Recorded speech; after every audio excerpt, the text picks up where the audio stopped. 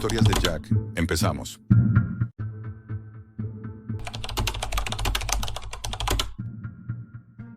La primera vez que vi a alguien abrir una de esas cajas, supe que ya no había vuelta atrás.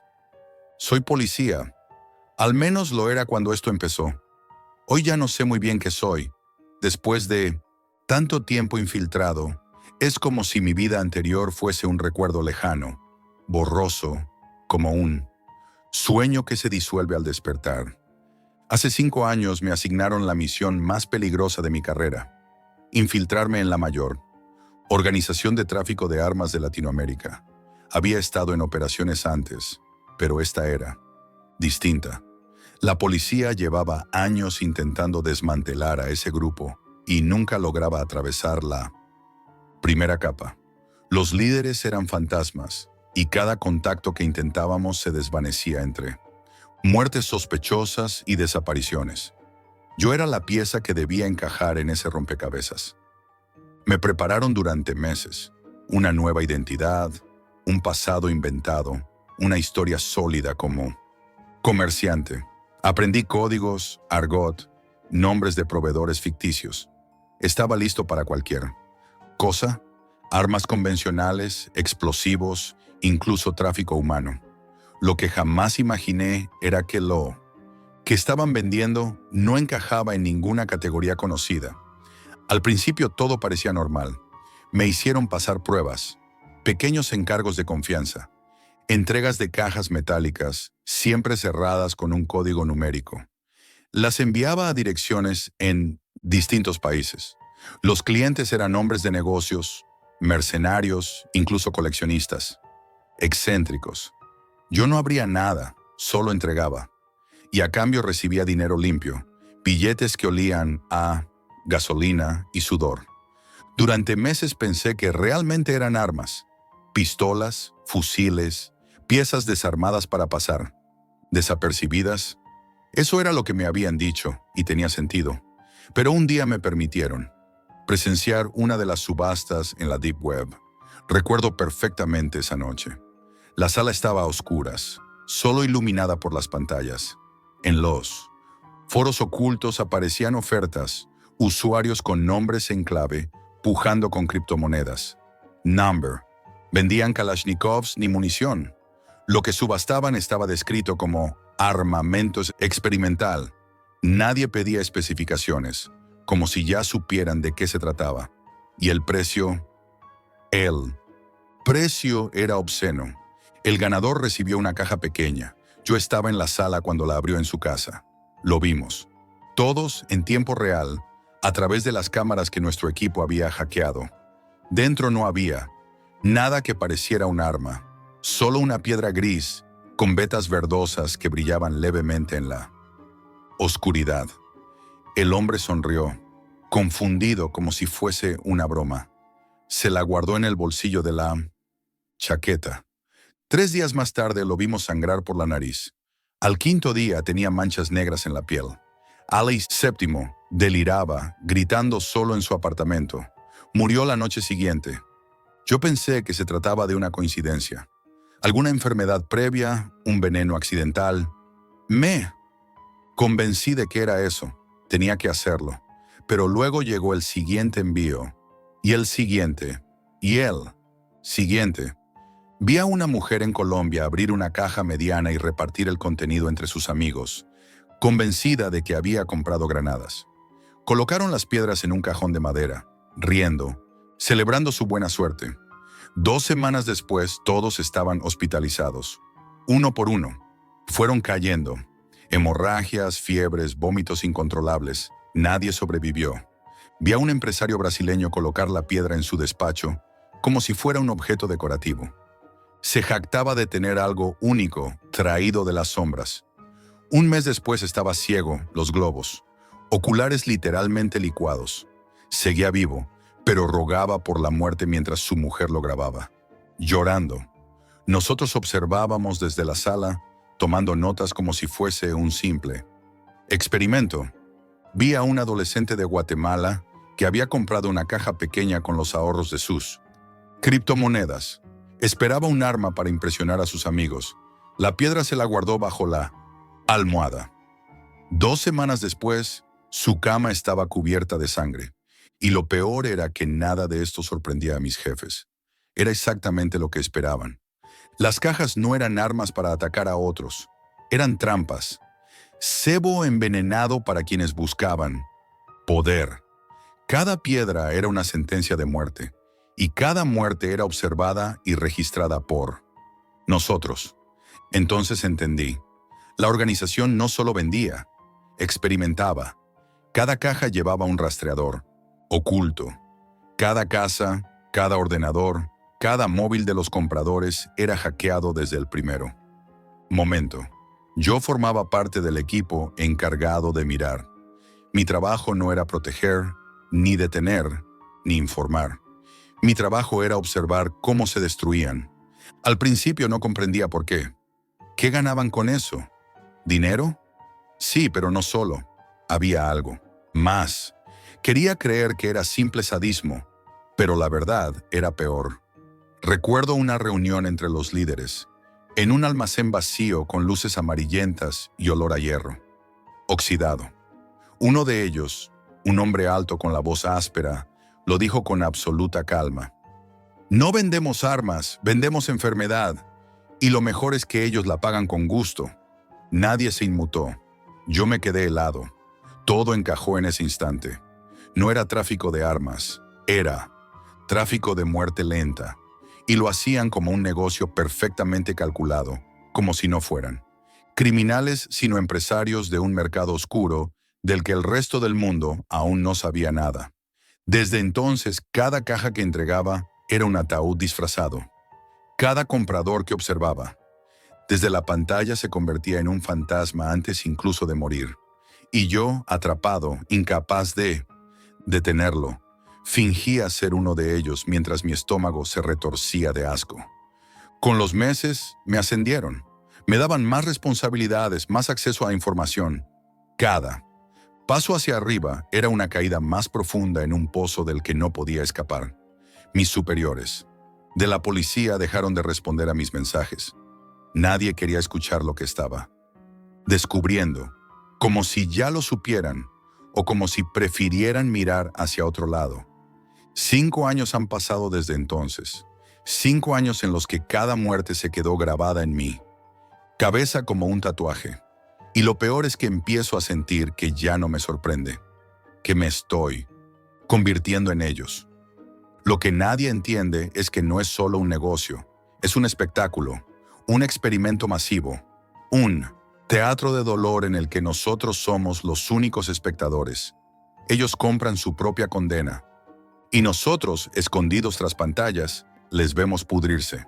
Y cada vez que pienso en salir, en escapar, recuerdo una frase que me repito una y otra vez. Estoy demasiado dentro. Han pasado 5 años. 5 años viendo morir a desconocidos a través de pantallas. Y cada grito aún me persigue. Lo peor no eran los muertos. Lo peor eran los que sobrevivían un tiempo más, lo suficientemente largo como para suplicar, como para arrastrarse hacia la cámara, creyendo que alguien podía oírles. Pero nadie les respondía. Nosotros solo mirábamos, tomando notas, como médicos fríos en un quirófano imaginario. Recuerdo a un joven en Perú. Era estudiante de informática, apenas 20 años. Compró una caja, porque en los foros se hablaba de armas que no dejan rastro. Su sueño era ser poderoso, tener algo que lo protegiera de las pandillas de su barrio. Lo vimos abrir la caja con manos temblorosas, casi reverente. La piedra brillaba débilmente bajo la lámpara de su cuarto. Se la llevó al pecho como si fuera un tesoro. 2 semanas después, el brillo estaba en su piel. No era metáfora. Pequeñas manchas verdosas le salían en el torso, como si la piedra lo hubiera tatuado desde dentro. Su madre lo llevó al hospital, pero no pudieron hacer nada. Murió entre convulsiones. Lo vi retorcerse en la cama mientras gritaba el nombre de su madre una y otra vez. Lo que más me dolió no fue verlo morir.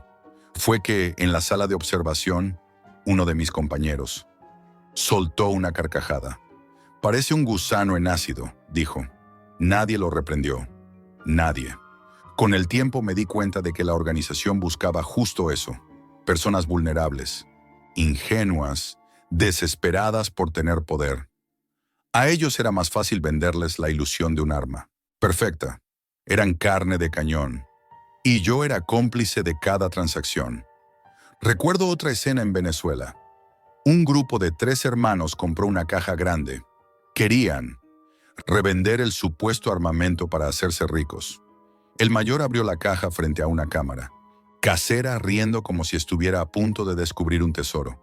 Al ver las piedras dudó, pero sus hermanos lo animaron. Esto debe ser material experimental. Vale más de lo que pensamos. Durante semanas los observamos a los 3. Al principio nada parecía extraño, pero pronto empezaron a enfermar. Tos seca, llagas en la boca, fiebre constante. Uno de ellos, el menor, C, arrancaba el cabello a puñados frente al espejo. El mayor murió en el sofá, ahogado en su propia sangre. El segundo en la cama, delirando. El tercero simplemente desapareció. Nunca volvimos a verlo en las cámaras. La organización ni siquiera se inmutó. Lo dieron por muerto. Yo seguía escribiendo sus nombres en mi cuaderno secreto. Era mi forma de resistir. Un registro silencioso de víctimas que nadie recordaría jamás. Con el paso de los años, la culpa empezó a devorarme. Me repetía que seguía allí para conseguir pruebas para poder detenerlos algún día. Pero la verdad era otra. Estaba atrapado. Demasiado. Dentro. Había compartido demasiadas reuniones, demasiadas confidencias. Yo también era una pieza en el engranaje, y lo que más miedo me daba no era que me descubrieran, era darme cuenta de que empezaba a acostumbrarme. Una noche, mientras revisábamos un nuevo lote de compradores en Argentina, vi a una mujer de mediana edad abrir su caja en una cocina humilde. Alzó la piedra y la miró con curiosidad. Luego la metió en un cajón, como si no le diera importancia. Semanas después, sus 3 hijos comenzaron a enfermar. Tosían sangre en la mesa donde antes cenaban. El menor lloraba, suplicando. Ella los abrazaba, impotente, mientras su propio cuerpo también se llenaba de llagas. Aquella noche no pude dormir. Cerraba los ojos y escuchaba la tos. Sentía que la piedra estaba en mi habitación, en mis pulmones. Al día siguiente, uno de los jefes me dio una palmada en la espalda. Buen trabajo, Jack. Seguimos. Creciendo. Lo dije 1000 veces en mi cabeza. Tenía que escapar. Tenía que salir de ahí. Pero sabía que si daba un paso en falso acabaría como ellos. Y peor aún, sabía que ya nadie en mi propia comisaría iba a tenderme la mano. Habían pasado años desde la última vez que recibí una señal de vida de mis superiores. Era como si me hubieran enterrado junto con la misión. El silencio institucional me dolía más que las muertes, porque significaba que alguien, en algún despacho, prefería que esto continuara. Y yo era el peón perfecto, un infiltrado que se había convertido en testigo mudo. Recuerdo el momento en que comprendí que ya no tenía escapatoria. Estábamos observando a un militar retirado en Ecuador. Había comprado varias cajas convencido de que podía armar un ejército privado. Lo vimos repartir las piedras entre hombres de confianza. Uno por uno fueron cayendo como fichas de dominó. Vomitaban, se desangraban, deliraban. Y entonces, en su desesperación, el militar habló directamente a la cámara de su ordenador. Sé que me estáis mirando. Sé que estáis ahí. ¿Qué es lo que me habéis vendido? ¿Qué coño sois? Nadie contestó. Yo apreté los dientes temblando. Quise responder, pero no podía. Si abría la boca, estaba muerto. Ese hombre murió sin respuesta. Y yo morí un poco con él. Han pasado 5 años. 5 años de horrores acumulados en mi cabeza. He perdido la cuenta de cuántos nombres he escrito en mi cuaderno, pero sé que son cientos, cientos de personas que creyeron comprar poder y solo compraron su propia tumba. Hoy sé que tarde o temprano me descubrirán. Quizás ya lo hayan hecho, quizás me están vigilando. Ahora mismo, esperando el momento justo para cerrarme la boca. Por eso grabo esto. Por eso hablo. Porque alguien tiene que saberlo, aunque sea demasiado tarde. Para mí, no busquéis esas páginas. No entréis en esos foros. No creáis en las promesas de armas invisibles ni tecnología experimental. Lo único que vais a recibir es muerte. Una muerte lenta, dolorosa, que os consume desde dentro hasta que no queda nada. Yo, policía infiltrado, y este es mi último informe. Lo sé porque, mientras hablo, siento algo extraño. Una fatiga que no se me va. El cabello se me cae. En la ducha. Mis manos tiemblan. Quizás el polvo gris ya esté demasiado cerca de mí. Quizás lo estuvo siempre. Si quieres conocer más secretos que nunca deberían salir a la luz, deja tu like, suscríbete y comenta. ¿Qué harías tú si te encontraras con el polvo gris antes de que sea demasiado tarde?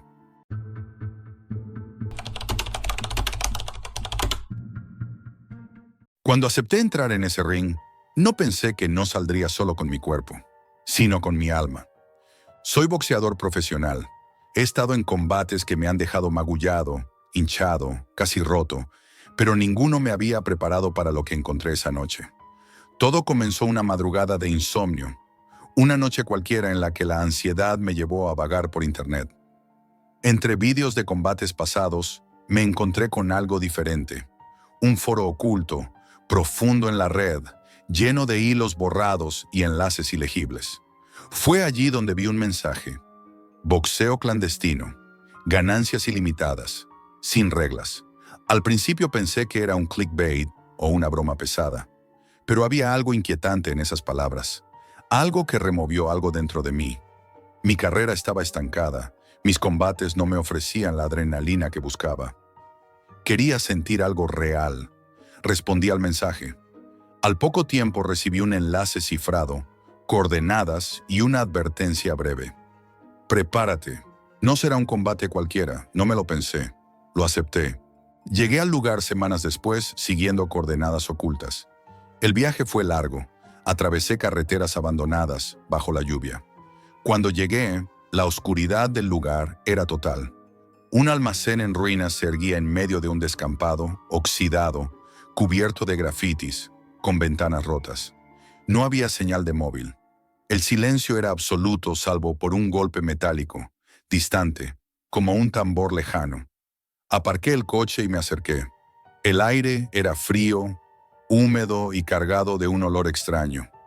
Mezcla de sudor, óxido y algo indefinible. Al entrar todo cambió. El interior estaba en penumbra. El suelo crujía bajo mis botas. Vi figuras moviéndose, sombras cubiertas con capuchas, sin rostros visibles. No había luz directa, solo pequeñas lámparas que iluminaban el ring improvisado. Un pasillo estrecho me condujo hacia un espacio más amplio.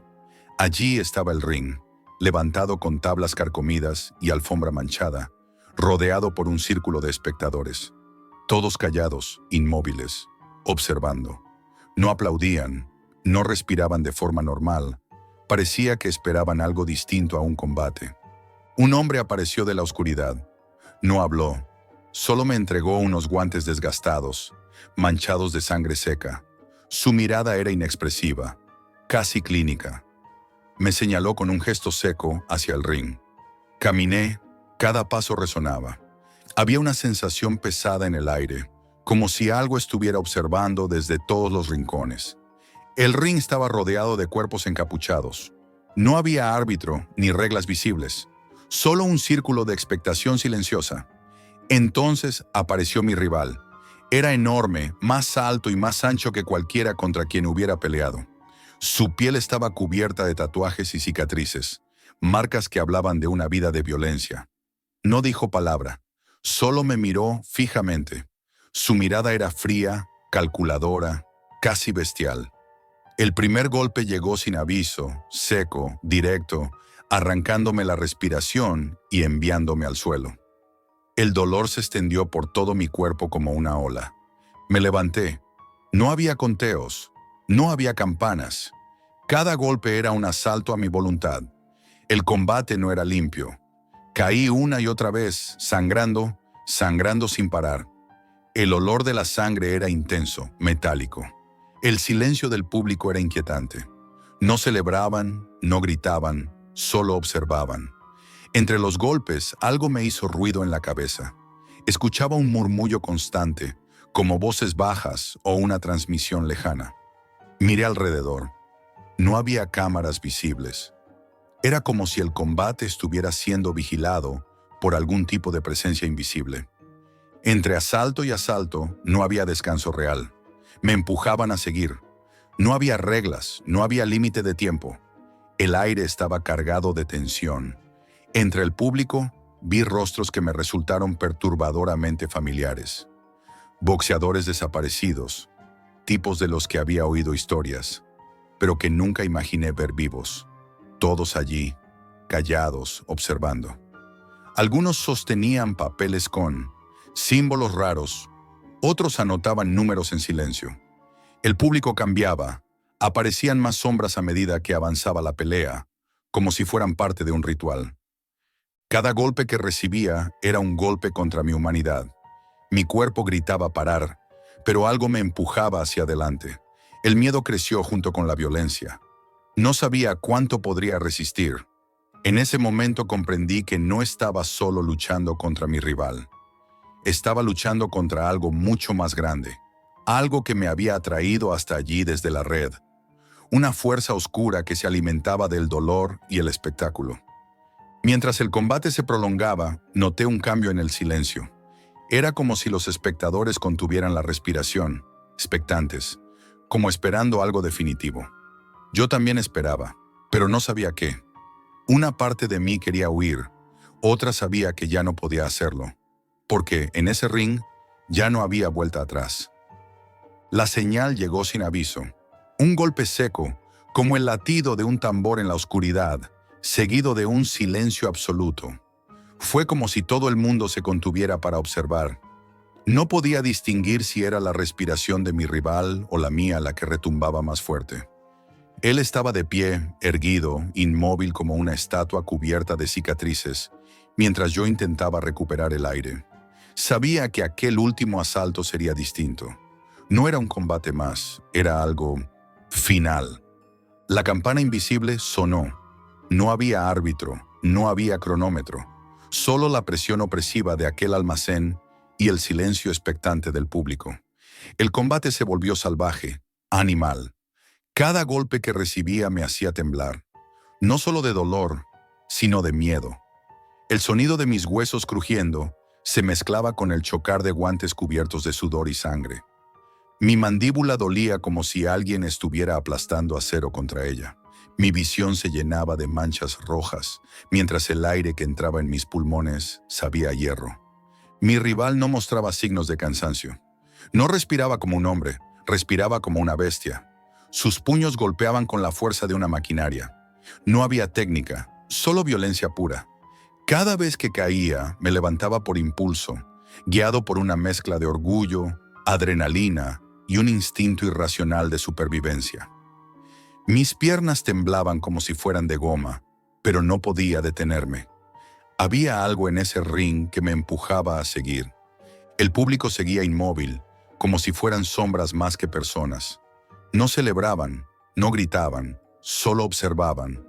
Y mientras luchaba, un detalle empezó a inquietarme. Algunos espectadores mantenían las cabezas agachadas, mirando pantallas diminutas, como si no fueran meros espectadores, sino jueces de algo más profundo. Entre ellos, reconocí rostros. Boxeadores desaparecidos de los que había oído historias oscuras. Hombres de los que nadie hablaba y que, sin embargo, estaban allí, callados, encapuchados, observándome. Fue como si aquel ring estuviera conectado a algo más grande, algo que iba más allá de un simple combate. En medio del caos, empecé a notar un murmullo, apenas perceptible, como un susurro lejano que parecía salir de las paredes mismas. No entendía las palabras, pero la sensación de que me hablaban creció con cada segundo. No era solo dolor físico lo que sentía, era una presión mental, una llamada silenciosa desde dentro de la oscuridad. Entre asalto y asalto, el ambiente cambió. Algunos espectadores comenzaron a acercarse hasta quedar tan cerca del ring que podía sentir sus respiraciones. Traían consigo objetos, cuchillos, frascos con líquidos oscuros, vendas manchadas. Nadie los detuvo. Fue entonces cuando comprendí que esto no era solo un combate, sino un espectáculo ritual. El ring no era un cuadrilátero, era un altar, y yo estaba siendo ofrecido como sacrificio. Un golpe brutal me hizo caer de rodillas. El dolor fue tan intenso que tuve que cerrar los ojos. Creí que allí terminaría todo. Pero una voz dentro de mí, áspera, casi metálica, me dijo que siguiera. No era mi pensamiento, no era mío. Era como si algo dentro del ring me estuviera obligando a levantarme. Y lo hice, sangrando, tambaleante, con el cuerpo al límite, pero en pie. Mi rival se lanzó sobre mí como una tormenta. Los golpes fueron incesantes. Caí una y otra vez, cada vez más débil, hasta que mi visión empezó a nublarse. Sentía cada hueso como si estuviera quebrado. Mi piel ardía, mis pulmones gritaban por oxígeno. Sin embargo, no había dolor comparable al miedo. Miedo a lo que pasaría si dejaba de luchar. Miedo a lo que aquel público silencioso esperaba de mí. Y entonces llegó el golpe decisivo. Un impacto que me derribó de espaldas, arrancándome el aire y la fuerza. Sentí como si mi cuerpo se hubiera vuelto ceniza, como si hubiera cruzado una línea invisible. Quedé tendido sobre las tablas, incapaz de moverme. Miré hacia arriba. La luz de una bombilla rota iluminaba el techo. Todo estaba en silencio. El almacén entero parecía contener la respiración. Me levanté una vez más, no porque quisiera, sino porque algo me obligaba. No había victoria posible, lo entendí entonces. No luchaba por ganar, luchaba por sobrevivir. Y eso, pensé, no dependía de mí. Era un juego más grande, uno que no entendía. Cuando mi rival cayó finalmente, no hubo gritos, no hubo celebración, solo silencio. Me retiré del ring exhausto, cada paso una condena. El almacén estaba desierto. No había rastro del público, ni de mi rival, ni de los sonidos. Solo un olor metálico persistente y la sensación de que algo me había seguido. En mi bolsillo encontré algo que no recordaba haber tomado. Un papel arrugado con tinta negra. Las palabras parecían grabadas con fuego. Bienvenido al verdadero ring. Siempre hay otro combate. El papel estaba frío, casi húmedo, y al tocarlo un escalofrío recorrió mi cuerpo. Era como si aquel combate no hubiera terminado. Desperté días después en mi apartamento. Doloroso, magullado, confundido. No había señales de lo ocurrido, salvo por las cicatrices y la sangre seca bajo mis uñas. Pero desde entonces no dejo de escuchar golpes a lo lejos. Cada noche cuando cierro los ojos, los escucho, como si un ring invisible me llamara. Sé que volverán por mí. No hay elección, no hay escape, porque hay rincones en la red donde la violencia es una religión. Y yo fui su sacrificio. Mi cuerpo volvió, pero parte de mi alma quedó allí, y cada noche siento el peso de esa oscuridad que me sigue, esperando.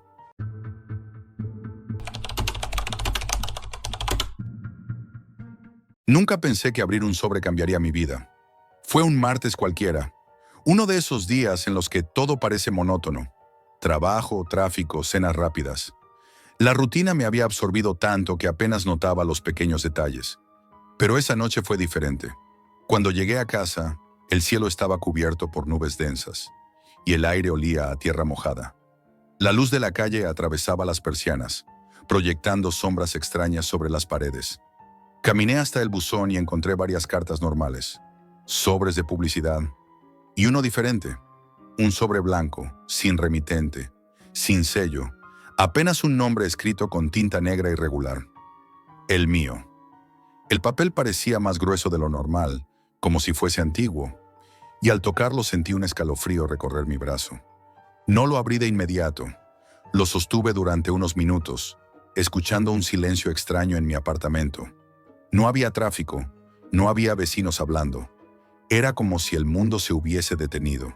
Finalmente rompí el sello.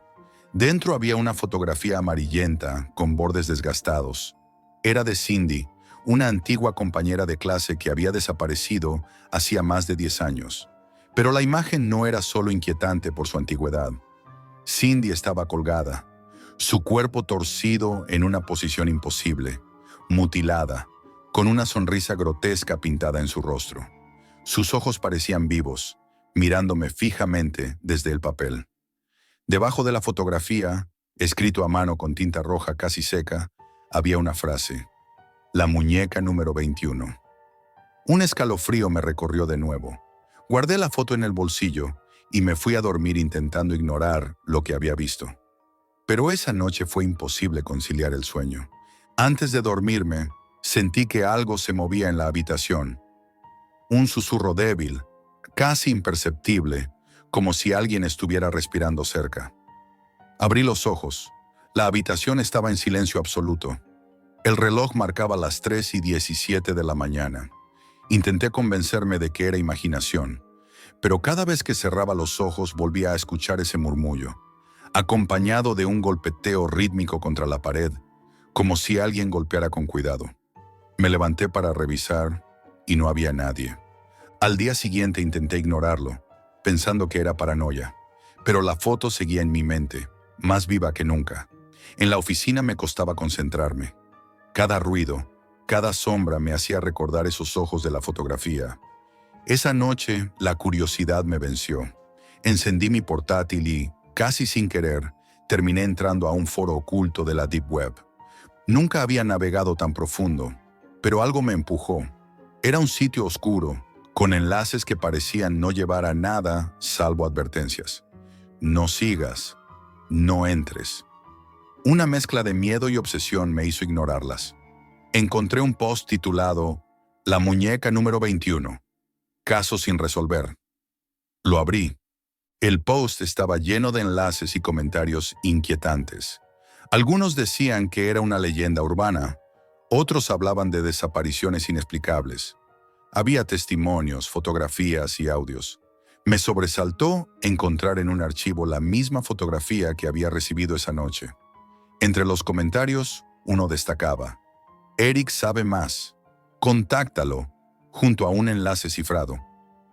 No conocía a nadie llamado Eric, pero algo me impulsó a hacer clic. El enlace me llevó a un vídeo. Imagen borrosa, grabada con mala calidad. Cindy aparecía colgada, atada con cuerdas desgastadas. El ambiente era oscuro, casi opresivo. Una figura encapuchada permanecía inmóvil detrás, grabando. Una voz gutural y distorsionada murmuraba palabras incomprensibles, mezcladas con un ruido estático que parecía penetrar mi cabeza. Antes de terminar, apareció un mensaje. ¿Quieres ver más? Eric, no entendía. Era como si me hubiesen leído la mente. Esa noche, mientras mi teléfono estaba sobre la mesa, vibró un mensaje nuevo. Sí. Eric respondió con otro enlace. Era una web protegida, imposible de rastrear. Entré y me encontré con un archivo enorme, una carpeta titulada Proyecto Muñeca. Dentro había cientos de vídeos, todos relacionados con desapariciones y mutilaciones. Cada uno estaba titulado Muñeca número 1, Muñeca número 2, hasta llegar a Muñeca número 20. Cada vídeo mostraba un cuerpo diferente, marcado con símbolos arcanos, rostros deformados, y en todos una misma voz repetía: la muñeca número 21 está lista. Pasé noches enteras investigando. El café se volvió mi único alimento constante. Ignoré llamadas, mensajes de amigos y hasta alarmas. Mi vida giraba únicamente en torno a ese misterio. Descubrí desapariciones recientes, todas con el mismo patrón. Símbolos idénticos pintados con una sustancia oscura, fechas cercanas y vínculos con personas desaparecidas hace años. Todo parecía conducir a una conclusión aterradora. Yo estaba siendo elegido. Una noche recibí un mensaje de Eric. Ven a mi casa. Hay algo que debes ver. No podía resistirme. Llegué a un edificio apartado, cubierto de grafitis. La puerta estaba entreabierta, el silencio denso. Entré y un olor metálico me golpeó. Sangre, óxido, humedad. Eric estaba sentado frente a un ordenador antiguo. Sin decir palabra me mostró una carpeta llamada 21 muñecas. Dentro había cientos de archivos, fotos, videos, audios con susurros distorsionados. Cada archivo mostraba una víctima diferente, marcada con un número. El último vídeo estaba fechado esa misma noche. El número, 21. Mi corazón se aceleró. Eric me miró fijamente. Sus ojos eran pozos vacíos. «No puedes huir. Ya eres parte de esto», susurró. Un golpe seco resonó tras nosotros. Nos giramos. Nadie estaba. Solo la pantalla encendida, mostrando una nueva imagen. Cindy, colgada, temblando, con la cámara acercándose lentamente a su rostro. Debajo, escrito con sangre digital: «Hoy es tu turno». Y esa noche, algo cambió para siempre. Abrí los ojos con un sobresalto. El reloj marcaba las 4:03 de la mañana. Mi respiración era errática y mi piel estaba cubierta de sudor frío. El vídeo en la pantalla del ordenador aún estaba abierto, pero ya no había sonido. Solo la imagen fija de Cindy. Sus ojos parecían moverse. Una sensación imposible me invadió. No estaba viendo un vídeo, estaba viendo algo vivo. Eric no dijo nada. Permanecía inmóvil como si estuviese esperando. El silencio se rompió de repente con un golpe seco, proveniente de la planta superior del edificio. Eric me miró por fin, sus labios apenas moviéndose. «No hay tiempo». Tomó un disco duro antiguo y me lo entregó. «Aquí está la verdad. Si lo quieres saber, tendrás que venir conmigo». No entendía nada, pero algo en su voz me obligaba a seguirlo. Subimos por unas escaleras angostas y crujientes. Cada peldaño resonaba como un grito en la oscuridad. Llegamos a una habitación cerrada con cadenas oxidadas. Eric sacó una llave y abrió la puerta. Lo que vi hizo que mi corazón se detuviera. Era una especie de altar macabro. En el centro, una muñeca gigante, rota, cubierta de símbolos pintados con sangre seca. Alrededor, cientos de fotografías clavadas en la pared, cada una mostrando un rostro diferente. Todas tenían algo en común: los ojos vacíos. Eric habló en un susurro. «Esto es lo que llaman el Proyecto Muñeca. 20 años atrás, un grupo desapareció buscando la inmortalidad a través del miedo. Cada víctima es una muñeca, y tú eres la número 21. Un escalofrío me recorrió entero. «¿Qué quieres decir?», me pregunté. Él no respondió, solo encendió una linterna apuntando hacia un rincón oscuro. Allí había una puerta pequeña, cubierta de cadenas. Al abrirla, se reveló un túnel oscuro que descendía hacia lo desconocido. La curiosidad venció al miedo. Entramos. El aire era espeso, casi líquido. Un olor metálico mezclado con algo dulzón y podrido llenaba mis pulmones. Avanzamos lentamente. En las paredes había símbolos idénticos a los de la muñeca y fotografías pegadas, tantas que parecían formar un mural interminable. Cada imagen mostraba a alguien distinto, todos desaparecidos en los últimos años, y todos con la misma mirada perdida. Llegamos a una sala enorme, iluminada por una luz roja tenue. En el centro, una estructura que parecía una cámara de tortura, rodeada por muñecas de todos tamaños. Algunas humanas, otras grotescas. Sus cabezas giraban lentamente, como si nos observaran. Eric se detuvo frente a una consola y encendió un proyector antiguo. La pantalla se llenó de imágenes y vídeos. Vi escenas que me helaron la sangre. Rituales extraños, sacrificios, rostros que gritaban pero sin sonido, y símbolos que parecían moverse por sí mismos. De repente, escuché mi nombre. Era un susurro profundo, proveniente de todas partes. Me giré y vi una figura cubierta con una túnica negra emerger de entre las sombras. Eric retrocedió, murmurando: «No, no puede ser». La figura se acercó lentamente. Tenía la misma postura que Cindy en la foto. El silencio era absoluto, roto solo por un golpeteo metálico. Cuando la figura levantó la capucha, vi mis propios ojos reflejados en su rostro. La realidad se quebró. Todo se volvió confuso. Escuchaba voces superpuestas. Veía pasillos infinitos, rostros deformes gritando mi nombre. Sentí como si estuviese siendo absorbido por las sombras. Eric gritó algo incomprensible y lanzó el disco duro hacia la figura. Un estallido de luz negra llenó la sala. Cuando abrí los ojos, estaba solo. El túnel, las muñecas, Eric. Todo había desaparecido. Estaba en mi habitación. El reloj marcaba las 3:17 de la mañana. Otra vez. En mi mesa estaba la fotografía de Cindy. Pero ahora había algo nuevo. Un espejo roto junto a ella. Al mirar mi reflejo, vi algo que me heló la sangre. Una sonrisa grotesca dibujada en mi propio rostro. En mi teléfono, un mensaje sin remitente. La muñeca número 21 ha despertado. No fue un sueño, no fue paranoia, era real y sabía que en cualquier momento alguien vendría a buscarme.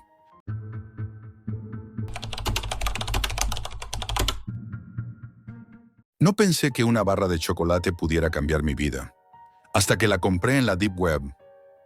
Lo que voy a contar no es una leyenda urbana, ni una historia inventada para asustar. Fue real, tan real que aún hoy, cuando cierro los ojos, vuelvo a sentirlo. Todo comenzó hace unos meses, en una época en la que el insomnio me devoraba. No dormía más de 3 horas. Las noches eran interminables. Mi mente bullía sin descanso, como un motor oxidado, incapaz de apagarse. Fue entonces cuando, por pura casualidad, encontré un foro oculto, un rincón de internet tan prohibido como inquietante. Allí se hablaba de cosas imposibles de encontrar en la superficie. Mercados ocultos, rituales extraños, objetos que prometían experiencias extremas. Entre toda esa maraña de información, algo captó mi atención. Un anuncio simple, críptico y provocador. Fue Leo, mi amigo desde la adolescencia, quien me lo señaló. Estábamos en mi piso una noche, sentados entre latas vacías de cerveza, hablando de conspiraciones, de cosas raras, cuando, entre risas nerviosas, me dijo: «Jack, tienes que verlo. Es distinto». No lo dijo todo, solo me pasó un enlace. Era una URL extraña, imposible de memorizar, y al entrar sentí que algo cambiaba. Era un sitio de la Deep Web minimalista. Fondo negro, texto blanco, símbolos crípticos. Entre anuncios y enlaces ilegales, había uno que me detuvo de inmediato. Chocolate negro, experiencia garantizada. No había fotos, solo aquella frase inquietante: el chocolate no solo se come, se vive. Sentí algo raro, una mezcla de curiosidad y miedo. Y aunque no lo admití, algo dentro de mí quería probarlo. Era como si una voz invisible me invitara a hacerlo. Leo me observaba con una sonrisa nerviosa. No habló demasiado, solo repitió que debíamos investigar más. Pasamos días enteros revisando foros, buscando referencias a aquel nombre. Maestro Cacao. No había nada concreto, solo rumores vagos, hilos cerrados y comentarios crípticos. Algunos hablaban de desapariciones. Otros lo describían como un artesano oculto que trabajaba solo y que desaparecía después de cada venta. Yo no creía del todo esas historias, pero una sensación extraña me empujaba a seguir.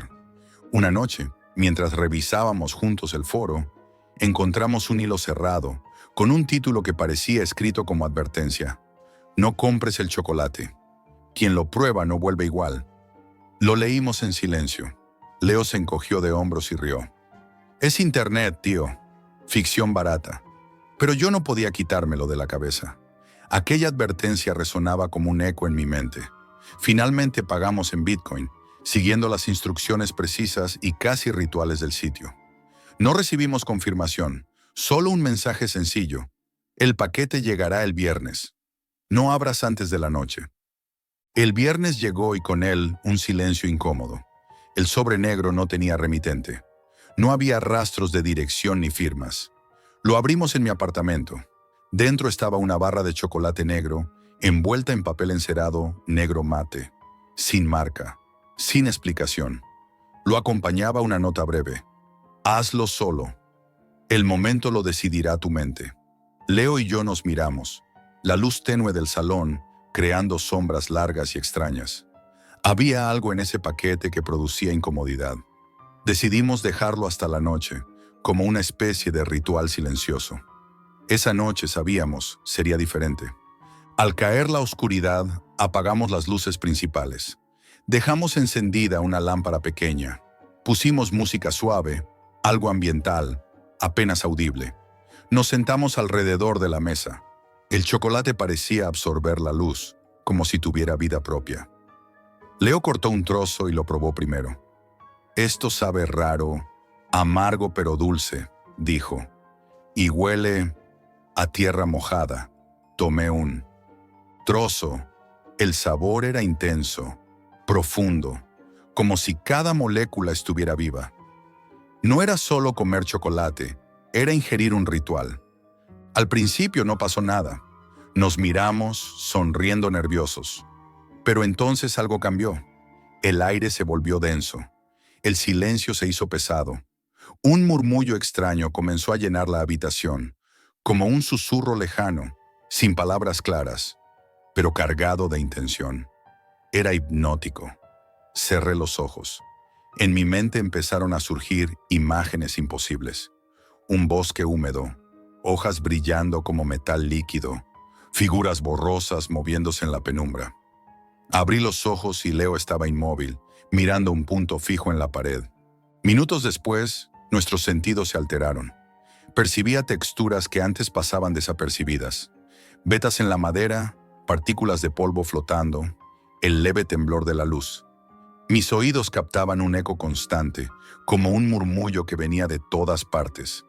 Era como si el mundo hubiera cambiado, se hubiera vuelto más nítido y a la vez irreal. Leo murmuró algo incoherente. Yo sentía que perdía el control de mi propio cuerpo. Había una urgencia silenciosa, una necesidad visceral. No era hambre, era algo mucho más profundo, una atracción irresistible hacia el chocolate. Decidimos parar, pero no pudimos. Cada trozo era más intenso que el anterior. El sabor se volvía consciente, vivo.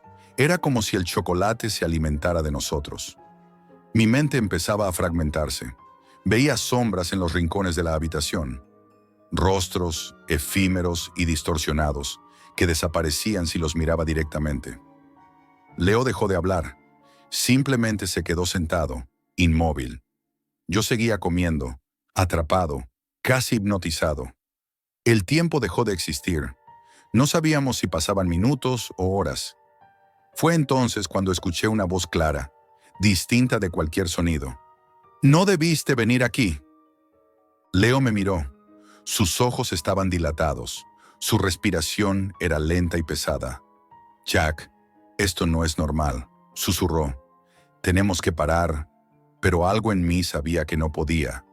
No sabía si era miedo o deseo. Y allí, en ese momento, todo se detuvo. Cuando desperté, no estaba seguro de dónde estaba.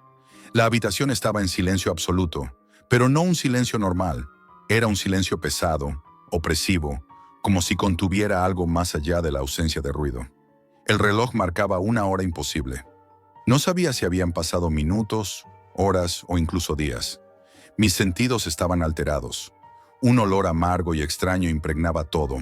Mezcla de cacao, tierra húmeda y algo metálico, como óxido fresco. Lo primero que noté fue que Leo no estaba. Miré a mi alrededor frenéticamente. El apartamento estaba tal como lo había dejado, pero la sensación era diferente.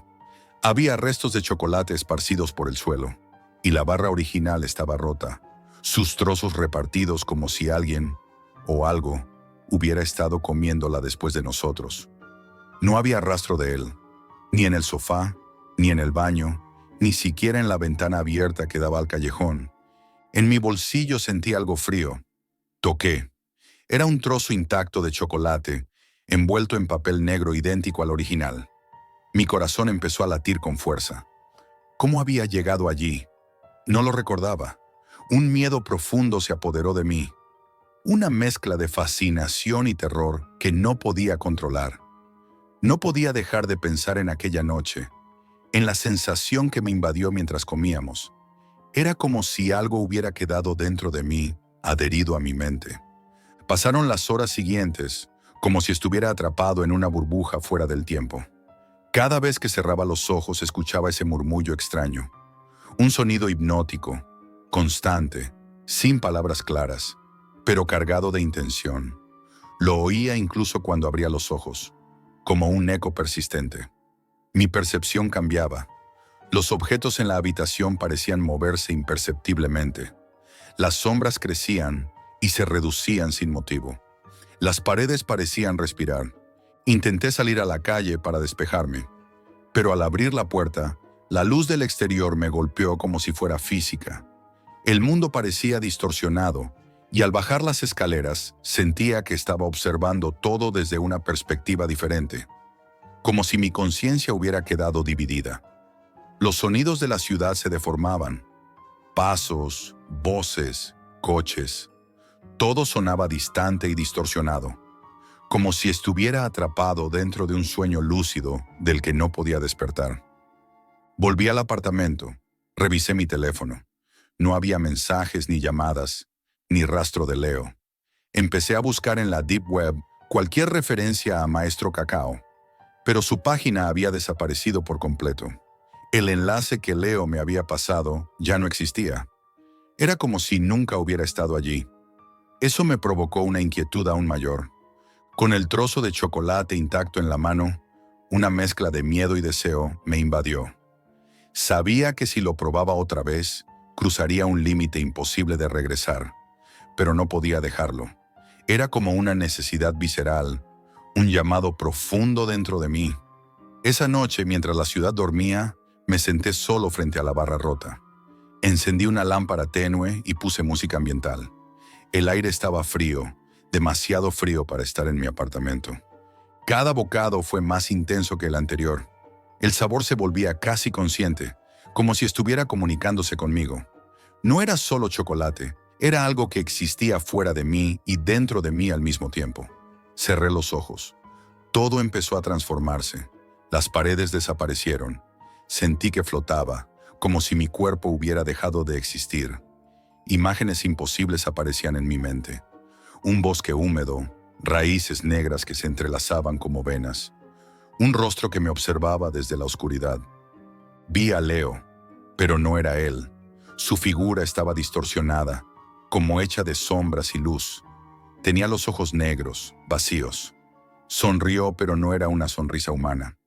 Era algo perturbador, algo que me atravesó el alma. Sus palabras resonaron dentro de mi cabeza, no en mi oído.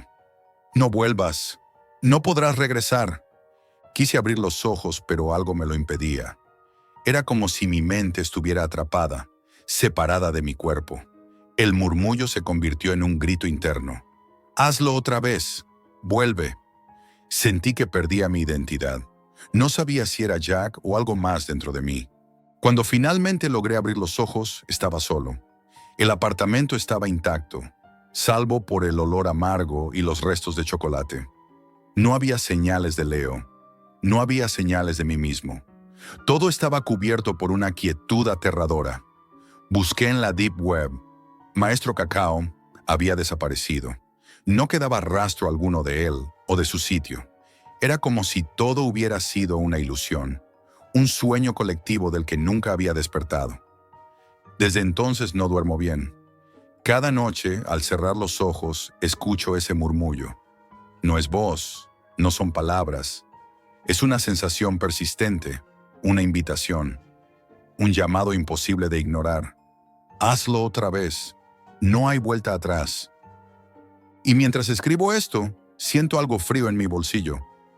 Lo saco lentamente. Mi respiración se vuelve pesada. Es otro trozo de chocolate negro, intacto, idéntico al primero. Sé que no debería probarlo, pero también sé que no voy a poder evitarlo.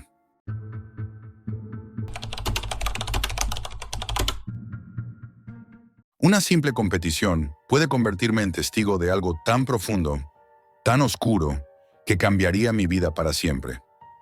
Trabajo como programador desde hace años. Vivo rodeado de pantallas, café frío y un teclado que es casi una extensión de mis manos. Mi vida es solitaria, organizada, casi mecánica. No busco adrenalina, no tengo hobbies extremos.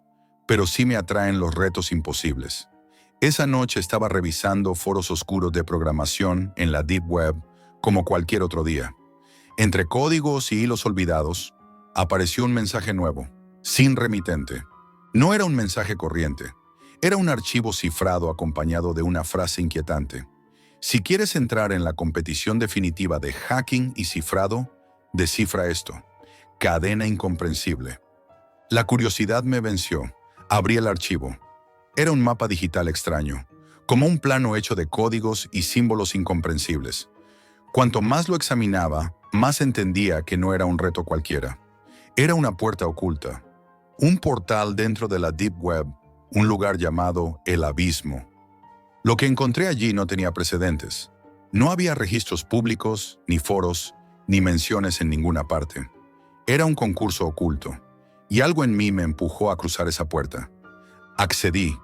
La pantalla se volvió negra, con un texto rojo parpadeante que parecía respirar. Bienvenido a la competición de hacker descifrado extremo.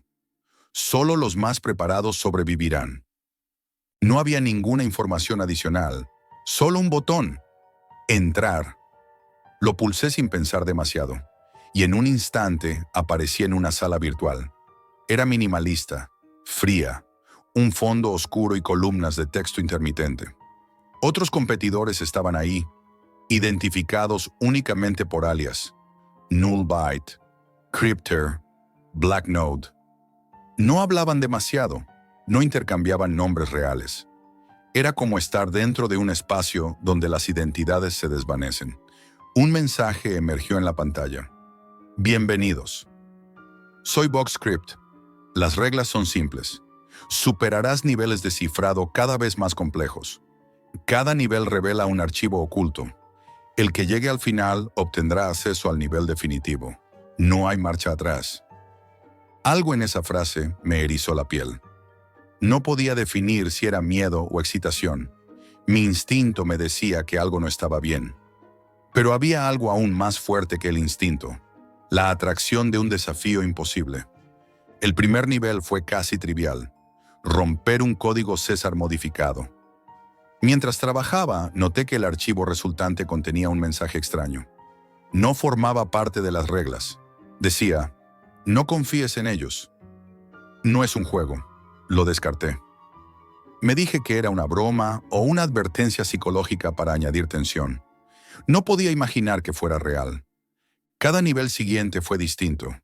El segundo exigía descifrar un mensaje oculto dentro de un vídeo cifrado. El tercero implicaba combinar algoritmos y textos de páginas eliminadas de la red. Empecé a notar un patrón. Cada archivo oculto tenía fragmentos de algo mayor. Eran como piezas de un puzzle invisible.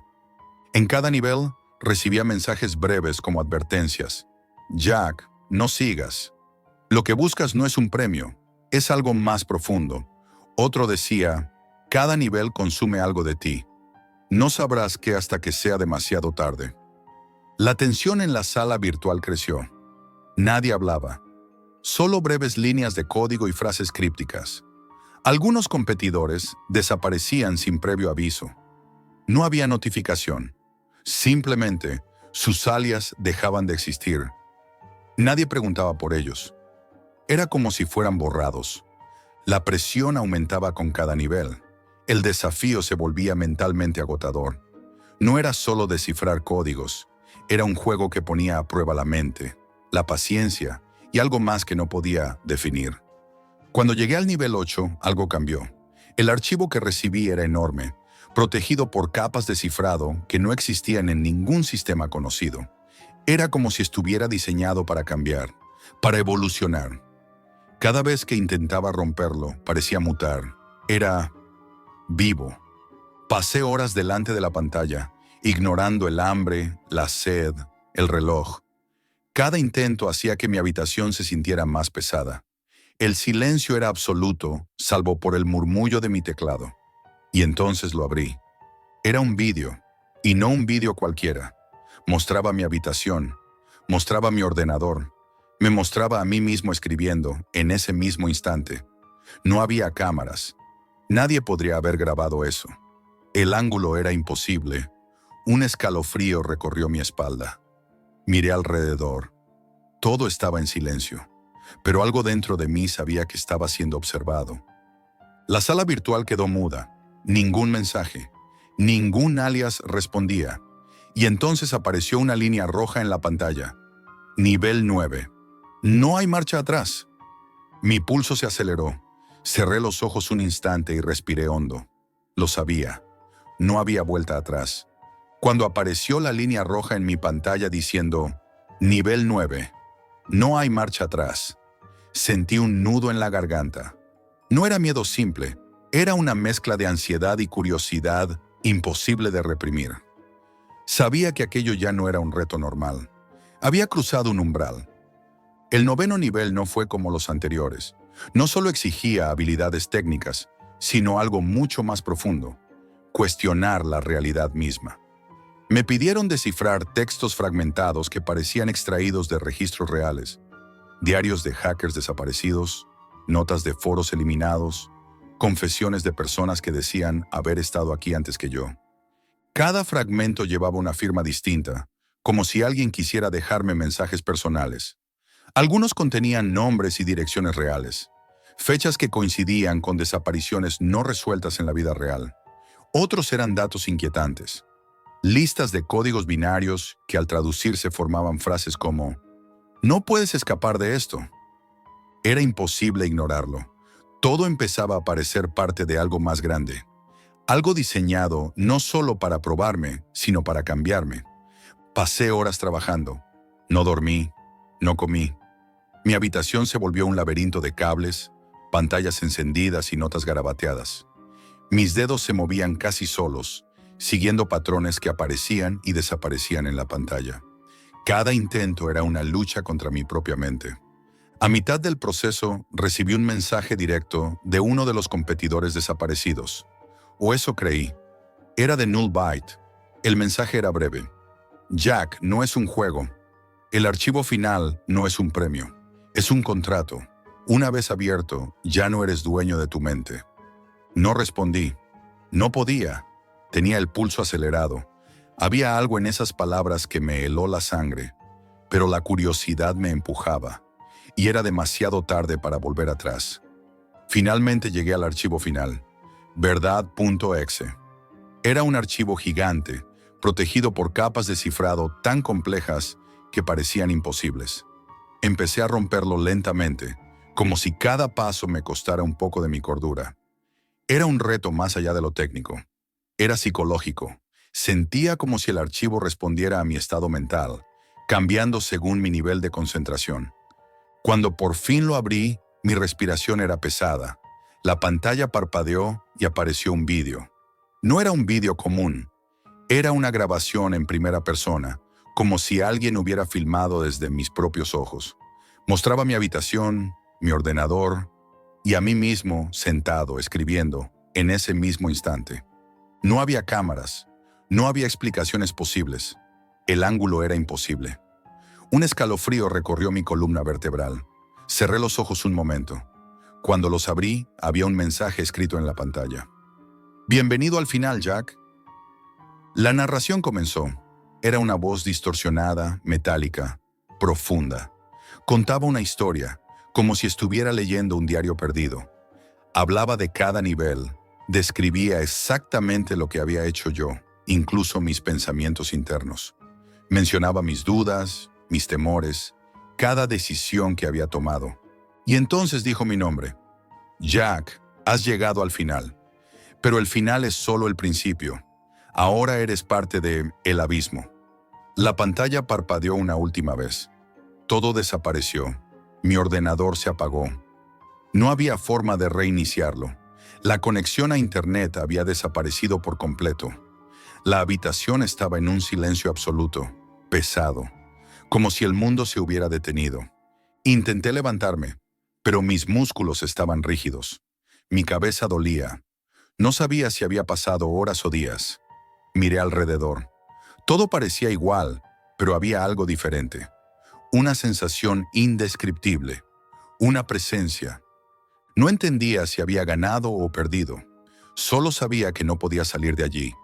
El aire estaba más frío, más denso. Una parte de mí sentía que había cruzado un límite invisible, que ya no era el mismo. Hoy escribo esto desde un ordenador que no debería existir, con otra identidad, en otro lugar. Lo hago porque sé que otros hackers recibirán la invitación. Si tú la recibes, no entres. No es un juego, no es una competición, es un abismo real. Y una vez dentro, nunca sales. Mi pantalla aún guarda un último mensaje que aparece cada vez que intento encender el ordenador. Bienvenido de nuevo, Jack. Y entonces, sin quererlo, pulsas entrar. Esto es todo por hoy, amigos, y recuerden, la realidad siempre supera a la ficción.